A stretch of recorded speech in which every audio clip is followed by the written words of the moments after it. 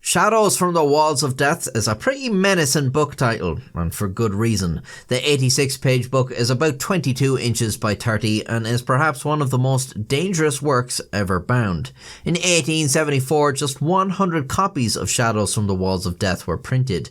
However, it was considered so dangerous, the majority of the books were destroyed by the libraries that had it in their possession, and today only 4 copies are known to survive.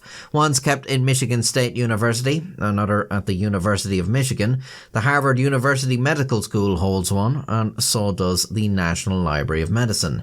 To ensure they won't harm the public, the books are either kept in isolation or had their pages sealed in plastic by workers in protective gear. It might therefore surprise you to learn the contents of the book.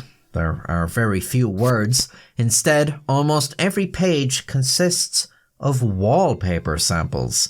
It was compiled by Dr. Robert Kedzie, a Union surgeon during the American Civil War, who came to serve on Michigan's Board of Health in the 1870s.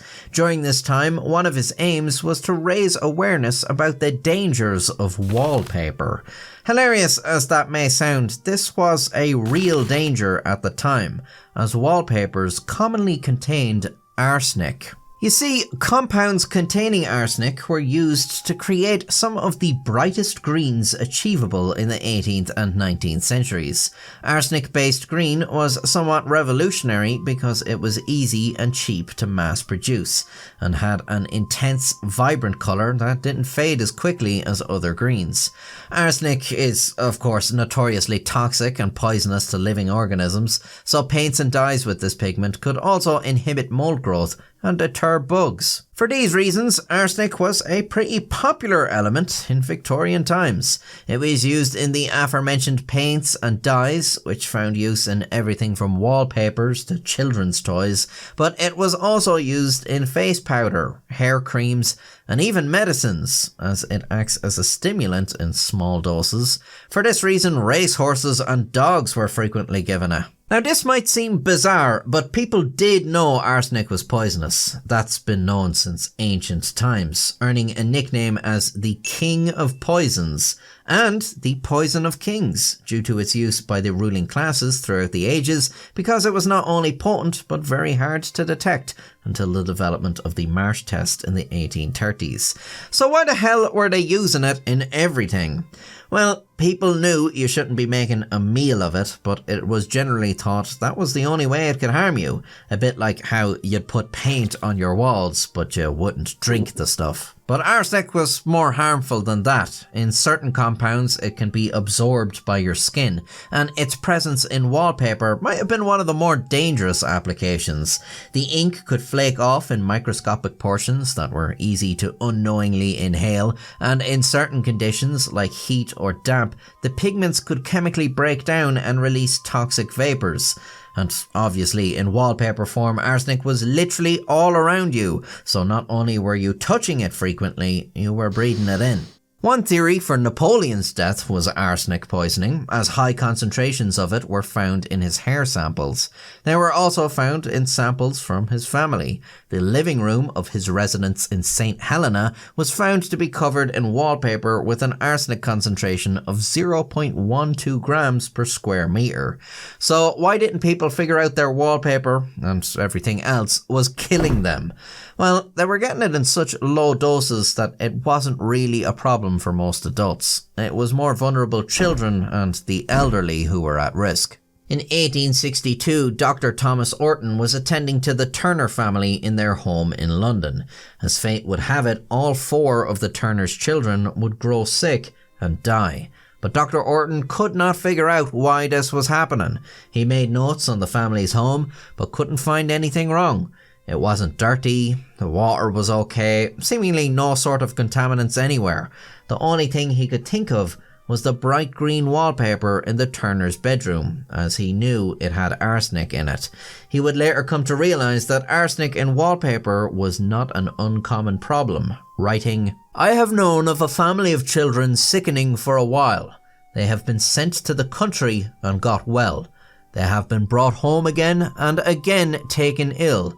The paper has been removed and the sickness has ceased. A few days ago in my own neighbourhood, a person in cleaning her house gently brushed over the green paper on the walls. In an hour or two, she and her husband were seized with pains in the eyes and head, irritation about the upper lip and nostrils, and a sense of suffocation so that they could not sleep all night. With these warnings, the matter now rests with the public. Despite the growing awareness of the dangers in the medical community, not everyone was convinced, and the use of arsenic and green pigment continued for decades. Don't be shocked if this happened today. There'll be people on TikTok brushing their teeth with it to own the experts. Dr. Robert Kedzie wanted to spread awareness of the dangers and so obtained dozens of samples of arsenic-laced wallpapers from common merchants for his 1874 book Shadows from the Walls of Death. He sent 100 copies to libraries around the USA to inform members of the public they may have pasted their walls with something that's slowly poisoning them. Through a modern lens, this is somewhat questionable, as the use of real wallpaper meant the book was page-to-page arsenic. Terrible read for people who lick their finger before turning the page. In the last decades of the 19th century, manufacturers moved away from arsenic as public awareness made it worthwhile to market wallpaper as arsenic-free. Governments started to regulate its usage too. One thing that still bothers me about this whole thing is, why are the arsenic wallpaper samples so nice? I don't hold wallpaper in high regard because all the examples of it I've seen in person have been unpleasant. But these look so fancy. Maybe it's a different story when it's actually on the wall, but I just can't picture a room not looking real classy with this. Imagine drinking cans of lager surrounded by this sophistication. Sure, you'd have to pour the can out into a clean glass to maintain the refined air of the room. As you've probably ascertained by now, I am also a refined, classy individual, so watch more of my videos to preserve this luxurious atmosphere I have created for you. You can subscribe to see more swanky videos in the future, and join the channel membership to ensure I live a life of the quality I am deserving.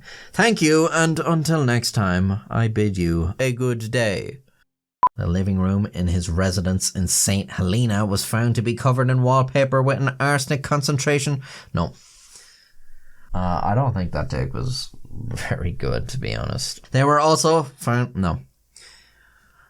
One theory for Napoleon's death was I'm saying this all wrong. Through a modern lens, this is somewhat questionable, as the use of real wallpaper meant the book was page-to-page arsenic. Terrible read for people. What the fuck are you saying? I don't hold wallpaper. What is that? As you've probably ascertained by now, I am also a refined, classy individual, so watch more of my videos to preserve... Fuck you.